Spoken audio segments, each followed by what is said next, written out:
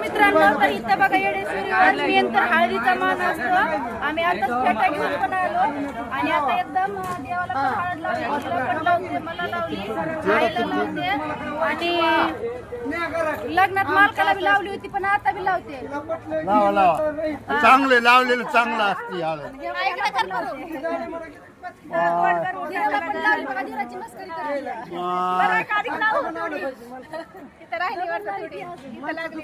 हळद लावली पण हे कुठे काय? पाठ धुवायचं राहतं आपल्या घरी जाऊन. इकडे देव दाखव थोडंसं.